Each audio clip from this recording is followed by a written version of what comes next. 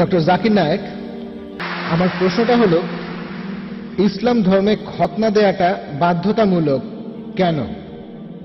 ভাই, আপনি প্রশ্ন করলেন এটা কি আবশ্যিক, এটা কি বাধ্যতামূলক যে মুসলিম পুরুষরা খতনা করবে, এটা কি ফরজ? ভাই, এটা ইসলামে আবশ্যিক না, এটা হলো সুন্নত।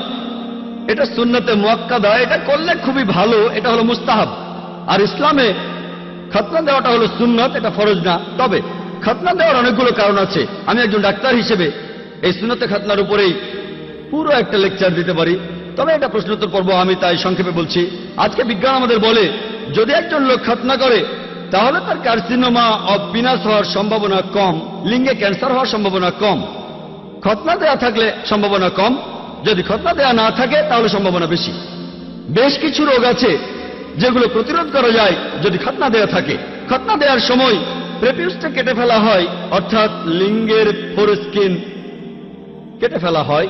এখানে আপনারা দেখবেন যে খতনা না দেয়া কেউ যদি প্রকৃতির ডাকে সাড়া দেয়, তারপর প্রসাব করার পরে তার প্রেপিউসের ভেতরে প্রসাবের কয়েকটা ফোঁটা থেকে যায় ফোরস্কিনের ভেতরে, এ থেকে অনেক রোগ হতে পারে। চুলকানি হতে পারে, শরীরের ত্বকে প্রদাহ হতে পারে, হতে পারে পেপলোসাইটিস। খতনা করলে এইসব রোগকে প্রতিরোধ করা যায়। আর এছাড়াও আমরা প্রসাব করার পরে পানি দিয়ে ধুয়ে নিই, এভাবে রোগকে প্রতিরোধ করি। আজকে বিজ্ঞান আমাদের বলে একজন লোক বেশি যৌনতৃপ্তি পাবে যদি তার খতনা দেয়া থাকে, বেশি যৌনতৃপ্তি পাবে। এছাড়াও খতনা দেয়া থাকলে আপনার ত্বকে বিভিন্ন রকম ইনফেকশন হওয়ার সম্ভাবনাও কম। এখনকার বিজ্ঞান আমাদের বলে যার খতনা দেয়া থাকে তার এইডস রোগ হওয়ার সম্ভাবনাও অনেক কম। এইডসের ভাইরাস খুবই তাড়াতাড়ি ছড়াবে যদি খতনা করা না থাকে। এরকম আরো অনেক রোগকে প্রতিরোধ করা যায়। এজন্য আপনারা দেখবেন যে আজকের আমেরিকাতেই 50%-এর বেশি ছেলেকে তাদের জন্মের পরই খতনা দেওয়া হয়, তারা কিন্তু মুসলিম না।